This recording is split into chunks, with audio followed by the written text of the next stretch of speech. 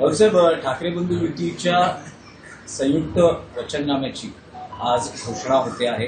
NCP Sharad Pawar ही तुमच्याबरोबर आहे. शशिकांत शिंदे राष्ट्रवादी काँग्रेसचे प्रदेशाध्यक्ष येत आहेत. आज शिवसेना भवनामध्ये 12:30 ते 1 ही वेळ ठरलेली आहे. साधारण तर संयुक्त वचननामा 3 पक्षांचा त्याचं प्रकाशन होईल आणि राज ठाकरे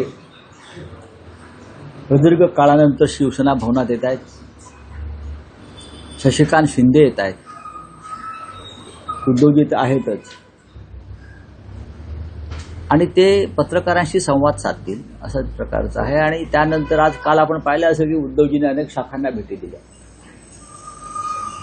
सभांबरोबर शाखांना भेटी द्यावं. मग शिवसेना असेल किंवा मनसेच्या शाखा असतील त्यांना भेटी देऊन कार्यकर्त्यांमध्ये उत्साह निर्माण करावा. शाखा भेटी ही एक छोटी सभाच असते. तर माननीय उद्धवजी आणि राजजी या दोघांनीही हे ठरवलं आहे की जसा वेळ मिळेल सभा आणि दौऱ्यांतून त्यानुसार मुंबईतील शाखांना भेटी द्यायच्या. राऊत साहेब, एक माहिती समोर येते आहे की 12 जानेवारीला महायुतीची सभा शिवाजी पार्कमध्ये होते आहे. ठाकरे बंधूंच्या सभेचं काही नियोजन आहे का? कारण आम्ही खरं म्हणजे 11 तारीख मागितली होती रविवारी. पण जसं बिनविरोधचा घोटाळा आहे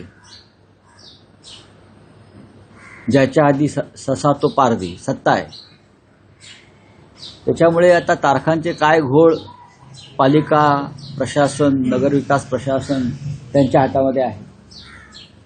पण आमच्या लोकांनी मग मनसेतर्फे असेल किंवा शिवसेनेतर्फे असेल 11 आणि 12 या दोन्ही दिवशी आम्ही मागणी केलेली आहे शिवतीर्थ. पण आम्हाला खात्री आहे 11 किंवा 12 शक्यतो 12 या दिवशी आम्हाला सभेची परवानगी मिळू शकते. साहेब, जी 12 जानेवारी ही तारीख महायुतीच्या सभेसाठी हे त्यांचे प्रयत्न सुरू आहेत की आमची मुंबईमध्ये शिवतीर्थावर सभा होऊ नये. हा एक रडीचा डाव त्यांचा टाकण्याचा प्रयत्न सुरू आहे. त्यासाठी त्यांनी जी मागणी करतो आपण की आम्हाला हे मैदान मिळावं त्या तारखांचे सुद्धा घोळ केलेले आहेत. त्यांच्या हातात सरकार आहे ना. राऊतसाहेब, प्रश्न हा आहे की समजा जर 12 तारखेला महायुती सभा होणार असेल तर मग ठाकरे बंधूंची संयुक्त सभा होईल ना. एवढी मोठी मुंबई आमची आहे. ती मुंबई काय महायुतीच्या बापाची आहे, बापजाद्यांची आहे का? उपऱ्यांची आहे का? भ्रष्टाचारांची आहे का? मुंबईवर गेल्या 60 वर्षापासून ठाकरेंचंच राज्य आहे, शिवसेनेचंच राज्य आहे. जवळजवळ बाळासाहेब ठाकरेंपासून आतापर्यंत एवढी मोठी मुंबई आहे. पण शिवतीर्थाला एक महत्व आहे. नक्कीच शिवतीर्थाला एक महत्व आहे. आणि त्याच्यामुळेच हे महायुतीचे मुंगळे बरं का जे सत्तेच्या गुळाला चिटकून बसलेले आहेत त्यांचा तो प्रयत्न आणि डाव ते सुरू आहे की आम्हाला शिवतीर्थावर सभा घेता येऊ नये. पण आम्ही कायद्याच्या चौकटीत राहून मागणी केलेली आहे आणि त्या संदर्भात निर्णय येईल. राऊतसाहेब, मुंबईतील ठाकरे बंधूंच्या युतीच्या उमेदवारांचं सगळं आपण एकूण समीकरण बघितलं तर संपूर्ण मुंबईत आश्चर्य व्यक्त होत आहे की जे किरीट सोमय्या, जे उद्धव ठाकरेंचे, संजय राऊतांचे, शिवसेना उभाटाचे कट्टर विरोधक, महाराष्ट्राचे कट्टर विरोधक टीकाकार म्हणून बघितले जातात. किरीट सोमय्या हे महाराष्ट्राचे कट्टर विरोधक. नील सोमय्या यांच्या समोर शिवसेने उभाटानं उमेदवार दिलेला नाही. एनसीपीला ही जागा सोडली. एनसीपीचा अर्जही बाद ठरलेला आहे. अशा वेळेस नील सोमय्या हे आता तसे बिनविरोध आपल्याकडे तशी माहिती फार कमी आहे. मुळात किरीट सोमय्या हे फक्त शिवसेनेची किंवा आमचे शत्रू नसून ते महाराष्ट्राचे शत्रू आहेत. ते महाराष्ट्राचे शत्रू आहेत पूर्णपणे. ते महाराष्ट्र द्वेष्टे आहेत, मराठी द्वेष्टे आहेत. आणि अशा महाराष्ट्राच्या दुश्मनांना निवडणुकीच्या रिंगणात भाजप आणत असेल तर भारतीय जनता पक्षाचे मनसुबे स्पष्ट होत आहेत. किरीट सोमय्यांची आतापर्यंतच्या सगळ्या भूमिका या महाराष्ट्र विरोधी आहेत. त्यांनी शालेय शिक्षणामध्ये मराठीलाही विरोध केला होता, मराठी सक्तीला. लक्षात घ्या, त्यासाठी ते उषा मेहतांबरोबर कोर्टात गेले होते. इथून सुरुवात करा. महाराष्ट्रातले अनेक मराठी उद्योजक, मराठी राजकारणी यांच्या विरोधात त्याने अमित शहांच्या सांगण्यावरून मोहीम उघडली. त्यातून आम्ही बाहेर पडलो सगळे. आणि भारतीय जनता पक्षात हे सगळे भ्रष्टाचारी गेल्यावरती किरीट सोमय्याचं तोंड शिवलं गेलं. आता प्रश्न वॉर्ड क्रमांक 107 बरोबर, मुलुंडचा वॉर्ड क्रमांक 107 जिथे तुम्ही हा प्रश्न विचारलात, जागा वाटपात त्या जागेचा आग्रह आणि हट्ट हा राष्ट्रवादी काँग्रेस शरद पवार यांनी केला. आम्ही त्यांना सांगितलं की ती जागा अत्यंत नाजूक आहे, आम्हाला ती लढणं गरजेचं आहे, पण आमच्याकडे चांगले उमेदवार आहेत, आपण सगळे मिळून ती जागा जिंकू. मग शेवटी नाईलाजानं आम्ही ती जागा त्यांच्याकडे दिली. त्यांच्या कोणी कार्यकर्त्याला तर उमेदवारी दिली, पण आम्ही सगळ्यांनी ठरवलं की राष्ट्रवादी काँग्रेसच्या उमेदवाराच्या मागे आपण उभं राहायचं. पण नेहमीप्रमाणे जो बिनविरोध घोटाळा झाला त्यात 107 वॉर्ड सुद्धा त्या घोटाळ्यात सामील झाला. आता त्यानंतर हे मुलुंडचे नागडे पोपटलाल बिनविरोध बिनविरोध बिनविरोध माझ्या विरुद्ध कोणी नाही असे नाचायला लागले. तसं नाहीये. राष्ट्रवादी काँग्रेसला ती सीट सुटल्यावर आमचे तिकडले कडवट शिवसैनिक, शिवसेनेचे पदाधिकारी राहिलेले दिनेश जाधव यांनी आपला अर्ज तिथे भरून ठेवला. त्यांना भीती होती की काहीतरी गडबड होऊ शकते आणि त्यांचा अर्ज कायम आहे. आणि कालच ते पत्र कुठे आहे, कालच माननीय शिवसेना पक्षप्रमुख उद्धव ठाकरे यांनी दिनेश जाधव हे अधिकृतपणे शिवसेना पुरस्कृत उमेदवार आहेत हे पत्र काल दिलेलं आहे. या आणि आता 107 क्रमांकामध्ये निलेश कोणतो सोमय्यांचे चिरंजीव नील सोमय्या आणि दिनेश जाधव यांच्यात लढत होईल. फक्त दिनेश जाधव यांना मशाल चिन्ह मिळू शकलं नाही. त्यांचं चिन्ह दूरदर्शन संच आहे. पण लढाई काटेकी होणार, लढाई काटेकी होणार, काटेकी टक्कर होणार. ते बिनविरोध येऊ शकत नाही. त्यांना संघर्ष करावा लागेल आमच्याशी. आणि आम्हाला खात्री आहे की सगळे महाराष्ट्र हा आपलं राज्य मुंबई माझी म्हणणारे सर्व भाषिक या महाराष्ट्र देशाविरुद्ध एक होतील आणि दिनेश जाधव यांचा विजय होईल याच्याविषयी आमच्या मनात शंका आहे. अजित पवारांना घेऊन पश्चाताप होत असल्याचं रवींद्र चव्हाण म्हणतायत. अजित पवारांना घेण्यापूर्वी आम्ही देवेंद्र फडणवीस यांना विचार करा म्हणून सांगितलं होतं, असं देखील कालच्या नाही. एकनाथ शिंदेना घेतल्यामुळे पण भाजपला पश्चाताप झालाय. ते दाखवत नाही, आता लवकरच बोलतील. कारण स्वतः रवींद्र चव्हाण यांनीच ते वक्तव्य नगरपालिका निवडणुकीत केलेली आहेत.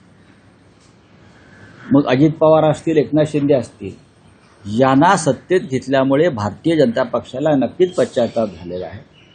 पण दिल्लीतले जे 2 नेते आहेत प्रमुख, त्यांच्या हट्टाखातर ते आजही सत्तेमध्ये आहेत, अमित शहा आणि मोदी.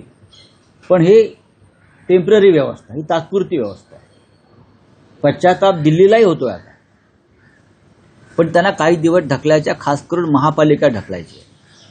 त्यानंतर मग हा पश्चाताप उघडपणे बाहेर येईल, उद्रेक होईल आणि महाराष्ट्राच्या राजकारणामध्ये 100% उलथापालथ होईल. आत्ता त्यांचे सगळे लाड पुरवले जात आहेत. सध्या भारतीय जनता पक्षाबरोबर सत्तेत असलेले अजित पवार हे भारतीय जनता पक्षाच्या भ्रष्टाचारावर बोलतायत आणि तरीही सत्तेत आहे. बरोबर आहे. हा एक महाराष्ट्राच्या राजकारणातला फार मोठा चमत्कार आहे. तरी ते सत्तेत आहेत आणि ते सांगतायत माझ्यावर 70,000 कोटी घोटाळ्याचा आरोप करणाऱ्यांबरोबर मी सत्तेत आहे.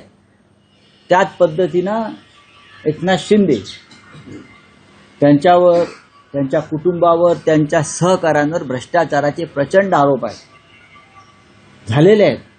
त्यातल्या काही लोकांवर ईडीची कारवाई झालेली आहे, सुरू आहे.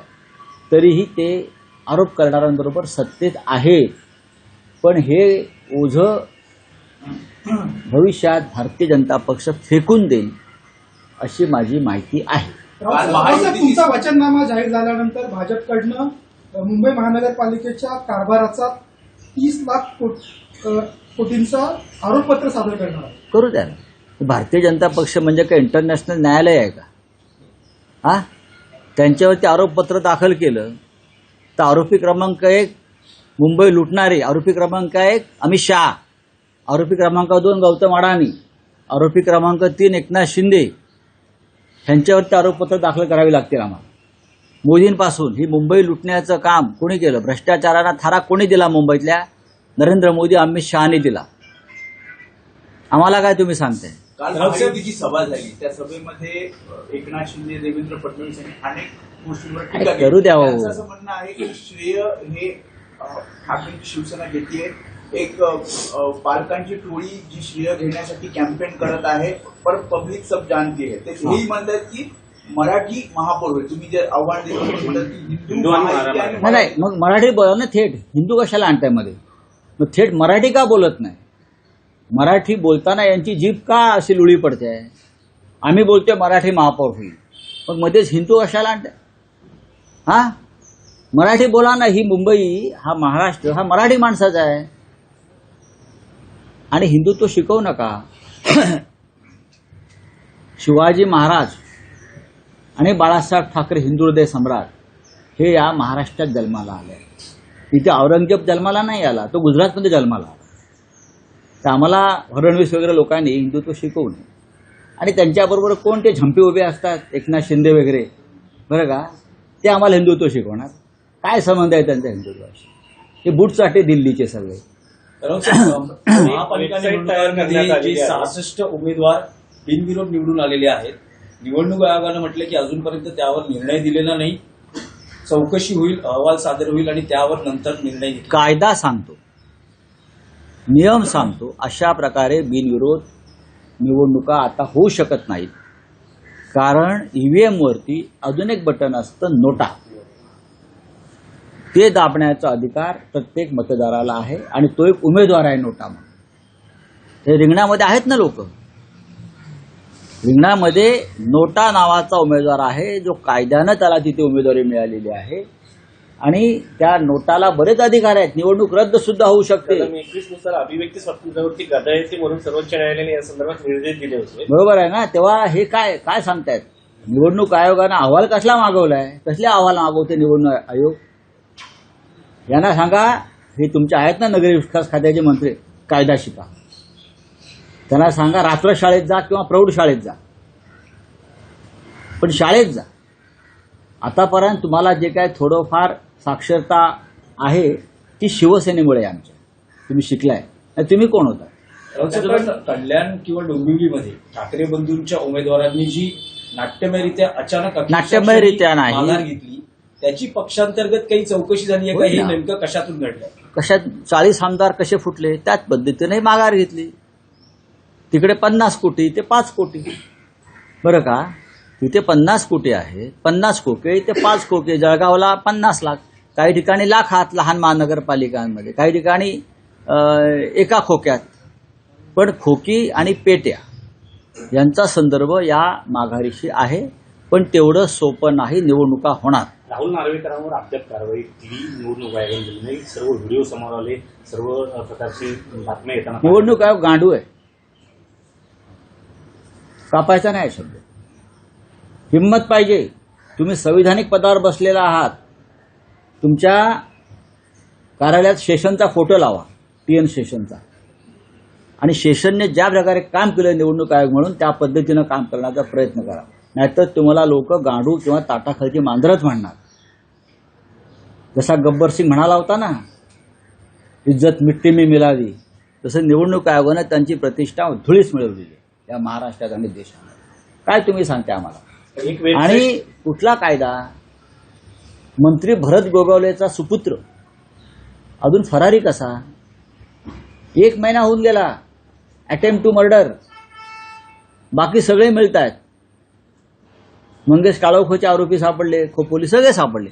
पण भरत गोगावलेंचा मुलगा, ज्याने अटेम्प्ट टू मर्डरचा प्रयत्न केलाय, खुनाचा प्रयत्न, हत्येचा प्रयत्न केलेला आहे, तो गेल्या 1.5 महिन्यापासून फरारी आहे, बेपत्ता आहे. आणि महाराष्ट्राच्या पोलिसांना ते सापडत नसतील तर रायगडच्या जिल्हा प्रमुखांना जाब विचारला पाहिजे. राऊतसाहेब, पण महाराष्ट्रात एक भयानक घटना अशी घडलेली आहे की बिनविरोध उमेदवारी किंवा बिनविरोध निवडणुका करण्याच्या नादात मनसेच्या एका पदाधिकाऱ्याचा खून सोलापूरला हत्या झाली. हत्या झाली आहे. ही गंभीर आज गोष्ट अमित आहे. ठाकरे तिथे भेटायला जात नाही, आहेत. सोलापूरला- महाराष्ट्रातलं राजकारण कोणत्या दिशेला चाललंय? हे विचारा देवेंद्र फडणवीसना, गृहमंत्री आहेत ते. काल होते ना व्यासपीठावर सगळे, महाराष्ट्राचा चेहरा मोहरा बदलणार असं बोलले ना ते काल. महाराष्ट्राचा चेहरा मोहरा त्यांनी भ्रष्ट केला. महाराष्ट्राच्या चेहरा मोहऱ्यावर त्यांनी निरपराधांचे रक्ताचे शिंतोडे उडवले आणि म्हणतात आम्ही महाराष्ट्राचा चेहरा मोहरा बदलणार आहोत. हा, यांचे सगळे भ्रष्ट आणि खुनी मोहरे निवडणुकीत उतरलेले आहेत. हे का आम्हाला सांगतायत? सोलापूरची हत्या, याचं उत्तर फडणवीसांना द्यावं लागेल. गुंडांना पाठीशी घालणारे सरकार आहे. यांच्या सरकारमध्ये गुंड आहेत आणि खुनी आहेत. चला हिंदी में सर, एक वेबसाईट तयार करण्यात आली आहे. बोला, आप बोलिए. सर, एक वेबसाईट तयार करण्यात आलेली आहे हायटेक आज शिवसेना उद्धव बालासाहेब ठाकरे, महाराष्ट्र नवनिर्माण सेना और राष्ट्रवादी कांग्रेस शरद पवार साहब तीनों का एक ज्वाइंट मैनिफेस्टो वचननामा हम आज उनका प्रकाशन करेंगे, प्रदर्शन करेंगे. हमें पूरा विश्वास है ये तीन पार्टी एकत्र एक साथ आने के बाद मुंबई की महानगर पालिका हम जीत जाएंगे, चाहे कोई कुछ भी कहे. उनको हम ज्यादा महत्व नहीं देते. सर, महाराष्ट्र के चुनाव में जो हत्याकांड सामने आते हुए एक सोलापुर में महाराष्ट्र नवनिर्माण सेना की एक कार्यकर्ता की जिस प्रकार से निर्गुण हत्या हुई है, निर्मम हत्या हुई है, वो इसलिए ये सत्ताधारी लोग वहां का चुनाव निर्विरोध करना चाहते थे. जिस तरह से पूरे महाराष्ट्र में 60 से ज्यादा लोगों को निर्विरोध चुनकर लाया, कैसे लाया, कौन से हिसाब से लाया, उसके पीछे क्या षड्यंत्र है उनको मालूम. लेकिन हम ये निर्विरोध चुनाव होने नहीं देंगे. कानूनन अधिकार नहीं है. ईवीएम मशीन पर एक बटन है नोटा का, जब तक ये नोटा का बटन है तब तक कोई निर्विरोध चुनकर नहीं आ सकता. लोगों का वोट का अधिकार आप छीन नहीं सकते. Yes, thank you. देश विदेशातील प्रत्येक घडामोडींचे लाईव्ह अपडेट मिळवण्यासाठी आता साम टीव्हीच्या सर्व सोशल मीडिया प्लॅटफॉर्मला लाईक, फॉलो आणि सबस्क्राईब करा. तसंच सर्व नोटिफिकेशनसाठी बेल आयकॉन प्रेस करायला विसरू नका.